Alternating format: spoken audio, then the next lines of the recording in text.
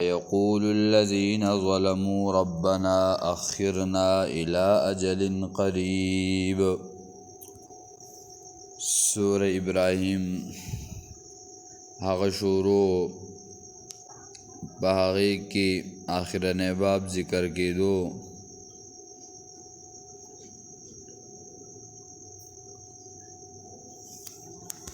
چې په هغې کې زجرونه او تخفیفات و منکرینو ته بشارت و مؤمنانو ته او واقعه د ابراهیم علیه السلام په دلیل نقلی سره تفصیلا ذکر شوي وه. اوس په دې آیت مبارکه کې الله ذکر کوي او مخکې د ابراهیم علیه السلام دعاګانې ذکر شوي. ولا تحسبن الله غافلا عما يعمل الظالمون، ګمان مکوئ په الله تعالی باندې د ناخبرونه د هغه کارونو یعمل الظالمون چې کوي ظالمان. مخکې د ابراهیم علیه السلام دعاګانې ذکر شوي، اوس د الله پاک هغه علم محیط هغه ذکر کوي چې دوی ظالمانو خو اعراض کوو. څه خلک داسې وو چې د انبیاو خبره منلې وه، څه خلک داسې وو چې د انبیاو خبره نه منله، انبیا یې نه تسلیمول، د الله تعالی خبره نه منله. نو په هغوی باندې عذاب د الله تعالی راغی د هغوی د عمل په وجه چې هغوی ظلم کو ظالمان ول. انما یؤخرهم لیوم تشخص فیه الابصار، یقینا مهلت ورکوو دوی ته د هغه ورځ چې ټغې به راوځي فیه په هغې کې الابصار سترګې. منګه مهلت ورکوو دوی ته لیوم هغه ورځ ته تشخصو چې کلاوې به شي او یا به ټغې باټې راوځي فیه الابصار په هغې کې سترګې د دوی یعنې نظرونه د دوی. الله وایي د یو وخته پورې به ولا سور کو مهلت ورکو، خو بیا به د دوی دا نظرونه دا به صحیح دا به ټغ راوځي. لکه مثلا مهطعین مقنعی رؤوسهم، منډې به وهي مقنعي او چتکړې به یي رؤوسهم سرونه خپل، ای منډې به وهي او چتکړې به یي سرونه خپل. څه مطلب وایي د دوی دا سرونه بره طرف ته چې کله د یو انسان په دې مرۍ د زن لاندې یو څیز کیدي یا هغه پټۍ غونته کې ولګئ، دا انسان بیا کته نشي کدی بلکې دی دغه شانتې بره ګوري. نو قیامت دغه سخت ورځ دوی به بس منډې وهي او بره به ګوري. لا یرتد الیهم طرفهم، نه به راګرځي دوی ته سترګې د دوی یعنې نظرونه د دوی. حدیث کې راځي عایشه رضی الله تعالی عنها فرمایي نبی علیہ السلام نه تپوس کوي د الله رسوله قیامت کې خو به دا ټول خلک بربنډي، نو دا خلق به یو بل ته نه ګوري. نبی علیہ السلام وفرمیل ای هلته به هر سړی د خپل ګناهونو په وجه باندې په خولو کې ډوبي او داسې به یي چې خلک به خپل ځان ته نشي کتی. کله یو سړی ځان ته وګوري بس هغه به په دغې کې سوچ فکر کې شي او بل طرف ته کتو ته به څوک نه جوړ. او چې کله دنیا ده نو په دنیا کې په انسان باندې خوله د څه نه راځي، د سر نه شروع شي لاندې بدن ته ځي. او حدیث کې راځي هر انسان به د خپل خولو امر ډوبي، څوک به د سینې پورې، څوک به د نامه پورې، څوک به د کونډو پورې. له دې نه معلومه شوه چې په آخرت کې به دا تکلیف او دا خوله دا به د خپو د طرف نه وي. نو الله دې موږ او تاسو دغه تکلیف او سختي نه وساتي.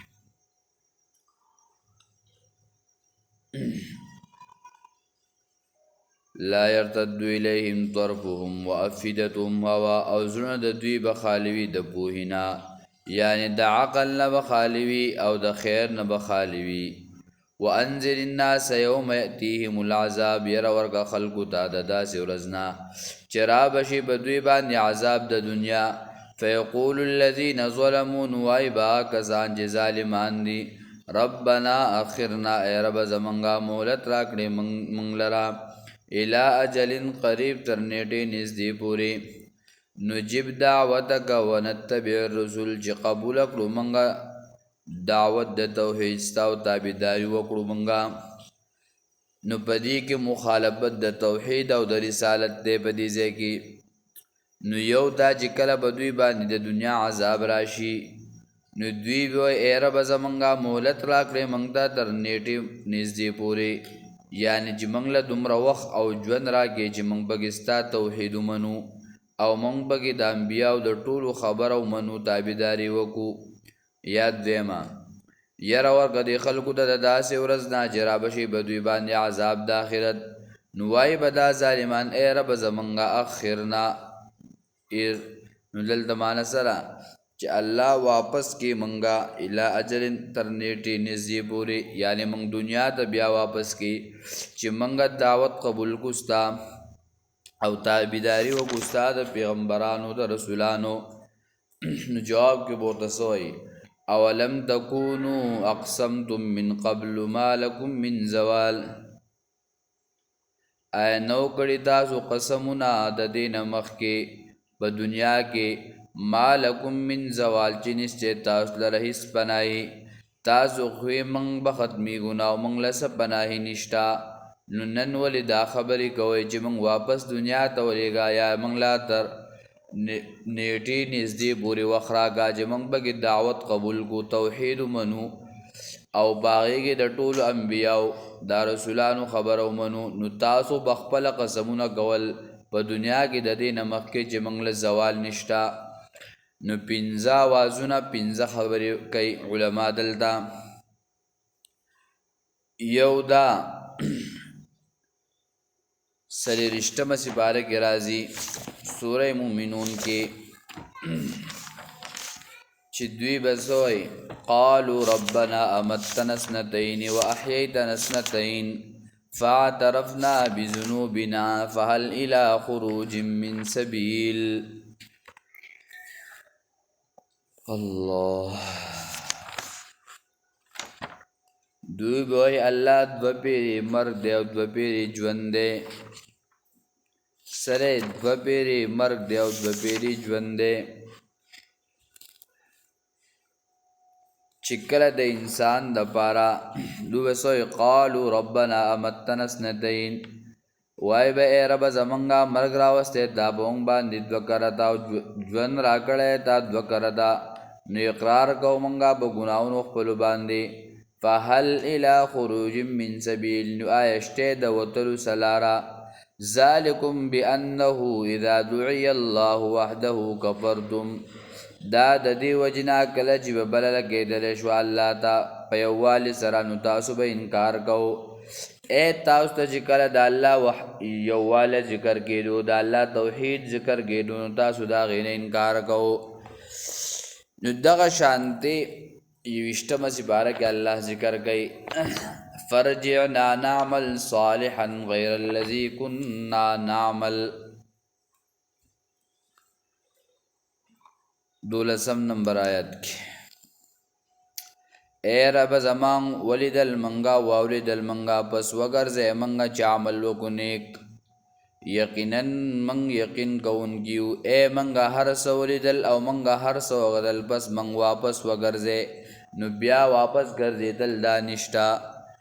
دغ شانتی سورہ ابراہیم کی دریم خبر بدائی، ربنا اخرنا الى اجل قریب نجیب دعوتک ونتبع الرسل، منگا واپس دنیا ته ولېږه چې موږ ستا توحید ومنو او ستا د رسولانو تابعداري وکړو. نو جواب دا دی، آیا قسمونه نه وکړي تاسو د دې نه مخکې په دنیا کې چې موږ له خو څه پناهي نشته، موږ له خو زوال نشته. نو دغه شانتې سورہ فاطر کې هم الله پاک ذکر کوي، 20مه سپاره د دې خبرې تذکره کوي، اولم نعمرکم ما یتذکر فیه من تذکر آیا عمر نو درکړی موږ تاسو ته چې دومره چې نصیحت قبول کړي په هغې کې چا چې نصیحت قبول کړی او راغلی تاسو ته یعنی چې چا نصیحت قبول کړی چې راغلی تاسو ته یره درکوونکي فذوقوا فما للظالمین من نصیر نو وسکئ نشته ظالمان نو تاسو فذوقوا وسکئ فما للظالمین نشته ظالمان دپاره هیڅ مددگار آیا تاسو له خو موږ لوی عمر درکړی او نن تاسو ولې وایه چې موږ واپس که دنیا ته چې موږ په دنیا کې عمل وکړو تاسو څخه لوی لوی عمر میلاو شوی لوی لوی ژوند میلاو شوی تاسو هم په هغې کې عمل نه کو نو نن د عمل وخت نه دی نن د حساب وخت دی الله دې موږ تاسو ټول ته اساني دغه شانتې بیا سوره مومنون کې اتلسمه سپاره کې هلته بیا بله خبره ده چې هغه ډېره سخته ده او ډېر زورناکه خبره ذکر کوي الله جل شانه 106 نمبر آیت کې قالوا ربنا غلبت علينا شقوتنا وكنا قوما ضالين دوی اے رب زمنګا غالب شیو په منګ باندې بدبختی زمنګا او منګ دیوډلی بیلارینا الله ورته فرمای قال اخسئوا فيها ولا تكلمون ووی الله تعالی ذکر شی اسبو په جهنم کې او ما سره خبرې مکوي په دنیا کې مې د ژوند درکړی په دنیا کې مې د عمر درکړی نو تاسو باندې بدبختیا غالبه شوي وه نو الله به وایي ذکر شی او زما سره خبرې مه کوئ نن دا د خبر وخت نه دی الله دې موږ او تاسو وساتي نو دې ځای کې دا 5 خبرې دوی وایي چې الله موږ له چې کله به دوی باندې د دنیا عذاب راشي نو دوی به الله پاکه موږ ته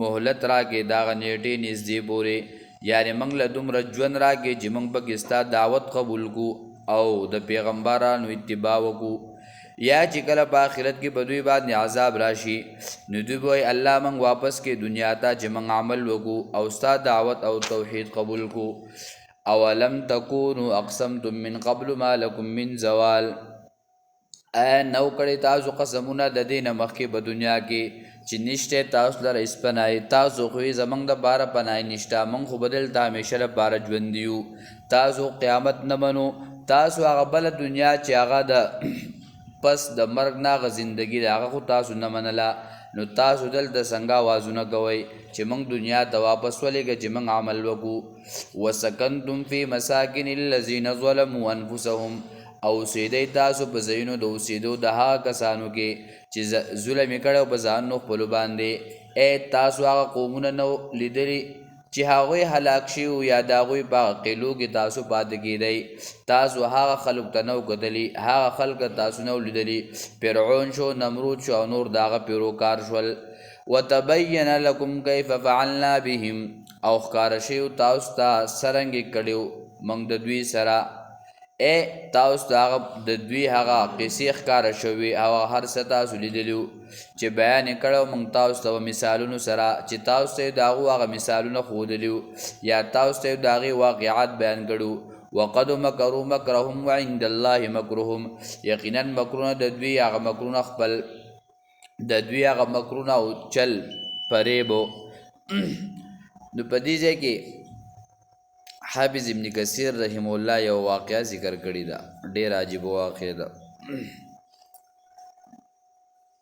وی کله نمروز آیات بیا سبا حلقو مخدا واقعه سبتا استه وی چې کله نمروز ابراهیم علیه السلام ورته واچو وی هغه وی چې زستانه خو خلاص شو خدا بره خدای دی چې دی هم وجنو والعیاذ بالله وی د دې کار وکړو چې تابوت یې جوړ کو چې تابوت یې جوړ کو وی د هغې په څلور طرفه باندې لښتې هغه ودرولي او بیا یې وی غوښه راوړئ او د هغې په هغه څلور طرفونو باندې د لرګو د غوښه ځوړی او بیا یې واړه ټپسان راوړل، هغه یې ښه لوی کړل، ښه یې غټ کړل.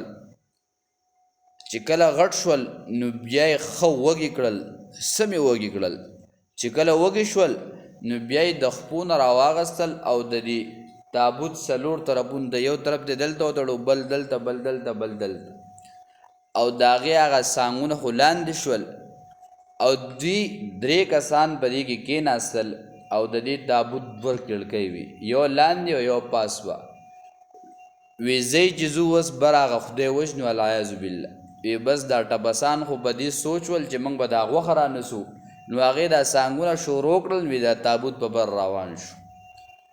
وی څه وخت وشو، یو ورځ تېره شوه. وی دا نمرود وی د خپل ملګري ته چې هلکه ته رابره کړکۍ کولاو کړه چې د اسمان څومره لرې دی. چې دا کړکۍ کولاو کړ دی چې هغه ورته بره کتلي دي، وی هغه شانتې لرې دی څنګه چې لاندې وو. جو بل ته وی ته دا لاندې کړکۍ کولاو کړه چې سال دی.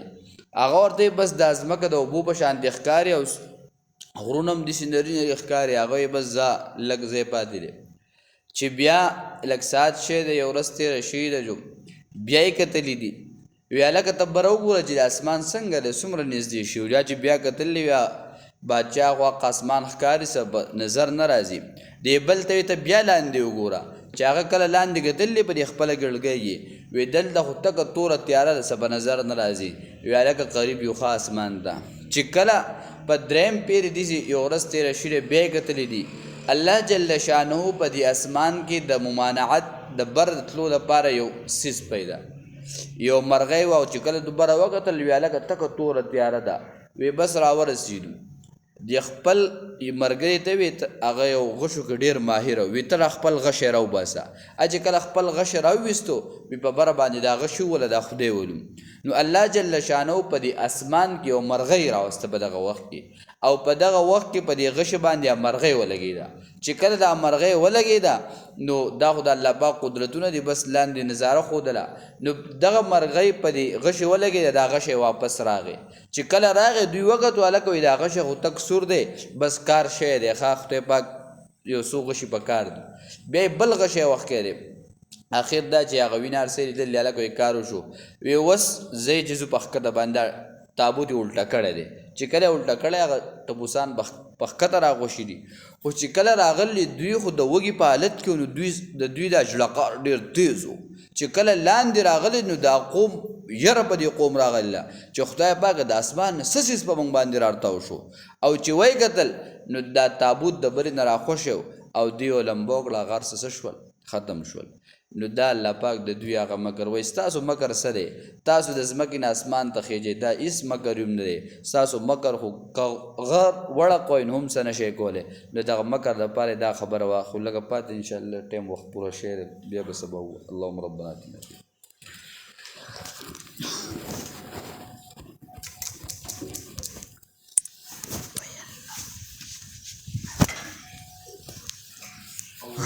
الله